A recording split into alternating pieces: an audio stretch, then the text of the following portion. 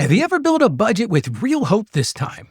And then weeks later, you're standing in the kitchen and you're doing some mental math, or you're at the store watching the total climb, or you get that little bank alert and your stomach just drops. And you start to think, why does this keep happening to me? Can't I make a budget work? Am I just bad at this? Well, friend, the first thing I want you to do is take a breath. First of all, you're not bad with money, and you're not failing at faith. There's a reason this feels so hard, and today we're going to uncover it together.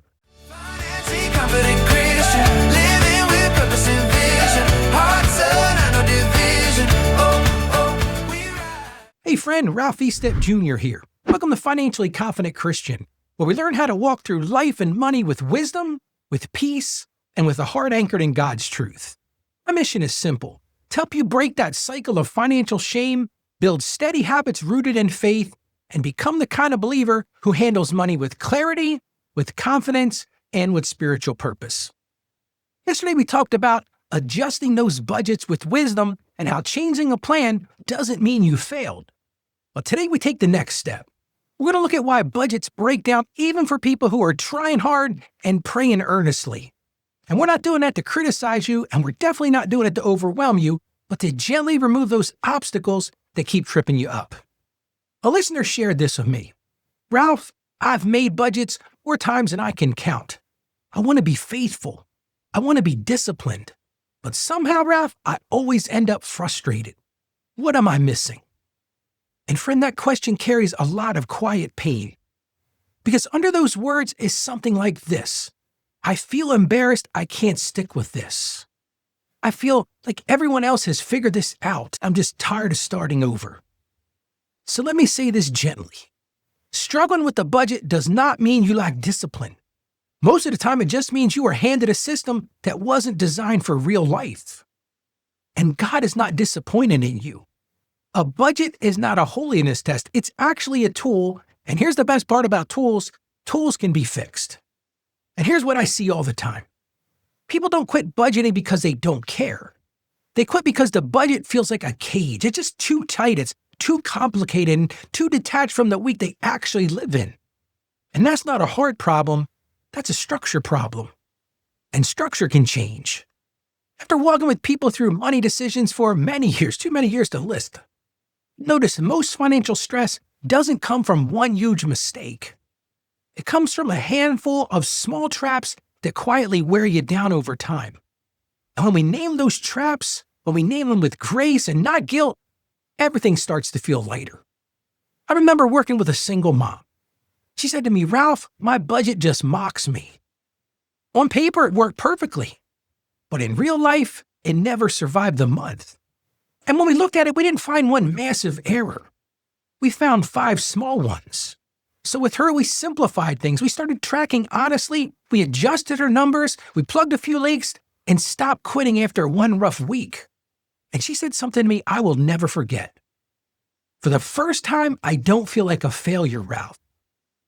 Friend, that's the goal. Not just a working budget, but a lighter heart. So here's today's gentle question.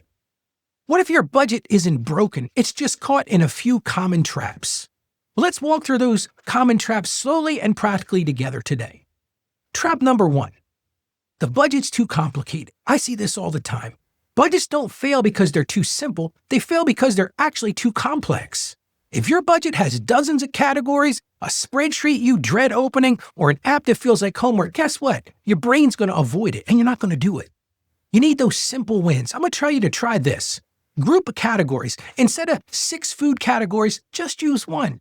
Instead of 10 life categories, use the word household. A budget you'll use beats a perfect one every time. Here's the second thing. You budget, but you don't track. I see this as the biggest pitfall of most people. A budget you don't track can't guide you. And tracking isn't about catching mistakes. It's actually about telling the truth, but doing it kindly. I encourage you to try this. Choose one method. Maybe for you, it's a notebook. Maybe you write everything down in a notebook. Or maybe you use an app. You found an app you really like. Or hey, how about this? Turn on those bank alerts. And just do a 10-minute check-in once a week. If you do it daily, you're not going to do it.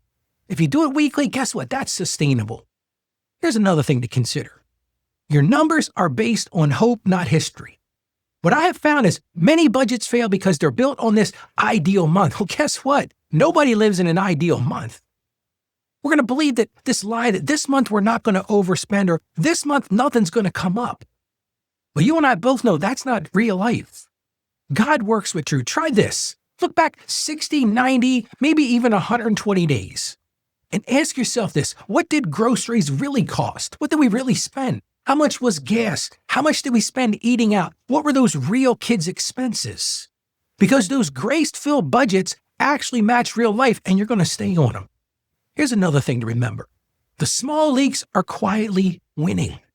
It's usually not the mortgage that's the problem. It's the quiet stuff. It's those subscriptions that you forgot. That convenience spending, those little, it's only 10-minute moments that happen 12 times a month.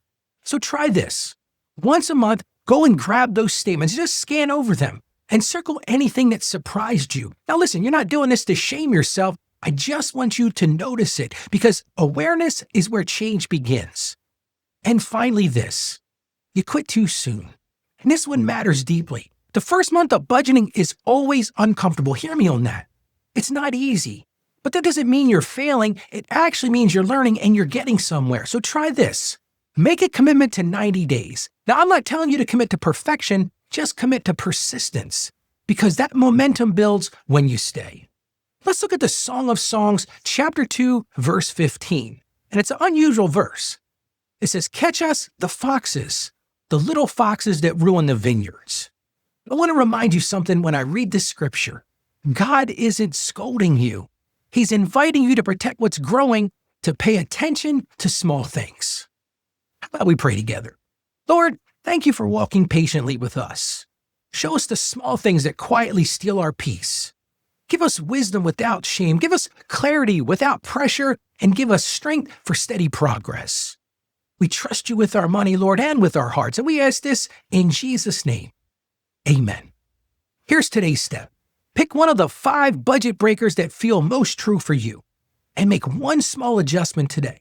Hey, for you, if it's complicated, combine 2 categories. If it's tracking, schedule that 10-minute weekly check-in. If it's those unrealistic numbers, check last month's real grocery spend. If it's leaks, cancel that one subscription. And if it's quitting, write 90 days at the top of your budget. You just made like one adjustment. That is faithful progress. And friend, if you ever feel like money struggles are something you should hide, you're not alone feeling like that. Inside the financially confident Christian community, people often say, I finally felt safe enough to be honest.